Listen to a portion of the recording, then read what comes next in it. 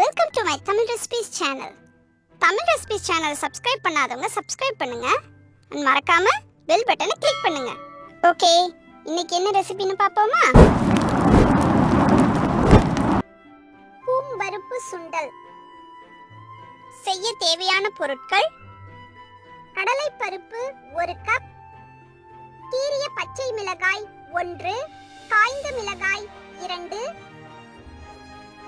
இஞ்சி துருவல் 1/2 டீஸ்பூன், பெருங்காயத்தூள் 1/4 டீஸ்பூன், மஞ்சள் தூள் 1/4 டீஸ்பூன், கொத்தமல்லி சிறிதளவு, தேங்காய் துருவல் 3 டேபிள் ஸ்பூன், கடுகு சீரகம் 1/4 டீஸ்பூன், உளுந்தம்பருப்பு 1/4 டீஸ்பூன், எண்ணெய் தேவையான அளவு, உப்பு தேவையான அளவு.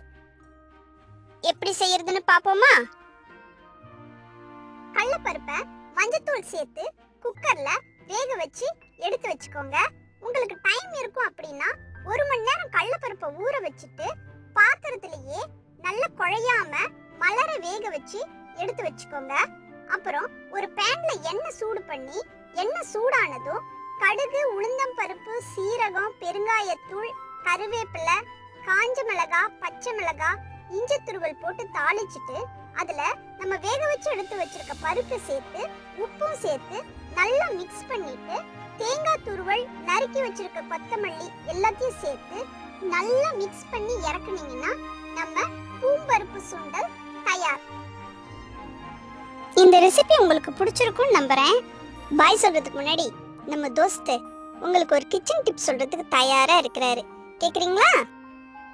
எல்லாருக்கும் வணக்கம். வெள்ளை, சிகப்பு, மஞ்சள் அப்படின்னு எல்லா கலர்லயும் ஆனியன் இருக்கு. ஆனா வெள்ளை ஆனியன் கொஞ்சம் ஸ்பெஷல்.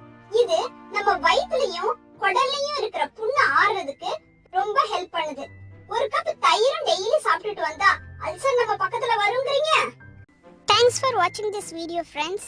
நாளைக்கு இன்னொரு ரெசிபியோட உங்களை சந்திக்கிறேன். ரெசிபியை உங்க இமேஜினேஷனுக்கு தகுந்த மாதிரி வேரியேஷன்ஸோட ட்ரை பண்ணி பாருங்க. அதோட ஃபோட்டோஸ் அண்ட் வீடியோஸை சேனலோட ஃபேஸ்புக் பேஜில் கண்டிப்பாக ஷேர் பண்ணுங்க. அப்புறம் ஒரு முக்கியமான விஷயம் ஃப்ரெண்ட்ஸ், தமிழ் ரெசிபிஸ் சேனலை சப்ஸ்கிரைப் பண்ணாதவங்க சப்ஸ்கிரைப் பண்ணுங்க அண்ட் மறக்காம பெல் பட்டனை கிளிக் பண்ணுங்க. சரியா? Okay, by.